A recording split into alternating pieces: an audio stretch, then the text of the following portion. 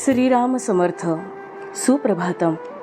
हिंदू जागृती न्यास आणि श्री घंटाळी मंदिर संस्थांच्या प्रभातेमन या कार्यक्रमात अमृतापाध्येचा सस्नेह नमस्कार. श्री ब्रह्मचैतन्य महाराज गोंदवलेकर प्रवचने 26 जून. नियम थोडा करावा पण तो शाश्वताचा असावा. ज्या झाडाची वाढ व्हावी असे आपल्याला वाटते त्या झाडाला आपण पाणी घालतो, त्याची मशागत करतो, त्या झाडाकडे जास्त लक्ष पुरवतो. परंतु जे झाड वाढू नये असे वाटते किंवा ज्या झाडाचे विशेष महत्त्व आपल्याला वाटत नाही त्या झाडाकडे आपण दुर्लक्ष करतो. तसे जेणेकरून परमेश्वराच्या ठिकाणी बुद्धी स्थिर होईल त्याची उपासना करावी. देहाकडे, विचारांकडे, विषयांकडे दुर्लक्ष करावे, म्हणजे आपोआपच त्यांचा विसर पडेल. ज्याप्रमाणे एखाद्या झाडाची जोपासना करताना त्याला गुराढोरांनी खाऊ नये म्हणून त्याच्या भोवती कुंपण घालावे लागते, त्याप्रमाणे परमार्थ हा खरा कुंपणातच ठेवावा.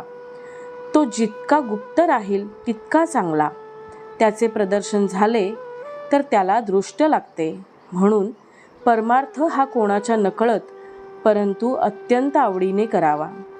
झाड लावल्यावर ते किती वाढले आहे हे कोणी रोज उकरून पाहत नाही. त्याप्रमाणे अनुभवाच्या प्रचितीच्या मागे लागू नका, त्यामुळे प्रगती खुंटेल. हट्टी आणि व्यसनी माणसे एका दृष्टीने मला आवडतात, कारण त्यांचा हट्ट भगवंताच्या मार्गाला लावला की झाले. परमार्थात नियम थोडाच करावा पण तो शाश्वताचा असावा, म्हणजे जेणेकरून भगवंताचे प्रेम लागेल याबद्दलचा असावा आणि तो प्राणाबरोबर सांभाळावा. जे अत्यंत थोर भाग्याचे असतात त्यांनाच ध्यान मार्ग साधतो. हा मार्ग फार थोरांचा आहे. ध्यानामध्ये जगाचाच विसर पडतो. त्या अवस्थेमध्ये दिवस काय पण 5 वर्षे सुद्धा जातील, पण त्याच्या देहाला काही होणार नाही. आपल्यासारख्याला साधनात साधन म्हणजे भगवंताचे नाम, दानात दान म्हणजे अन्नदान आणि उपासनात उपासना म्हणजे सगुणाची उपासना होय. या तिन्हींमुळे देहाचा विसर पडतो. म्हणून शक्यतो या 3 गोष्टींची कास धरा. मनुष्याची साहजिकच प्रवृत्ती व्याप वाढवण्याकडे असते. द्वैत वाढवून त्यात अद्वैत पाहण्यात आनंद असतो, हेही खरे. साधे मधमाशांचे उदाहरण घ्या.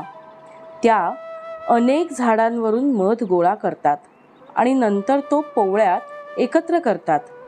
अशा एकत्र केलेल्या मधाचा केवढा गोड साठा होऊ शकतो बरे.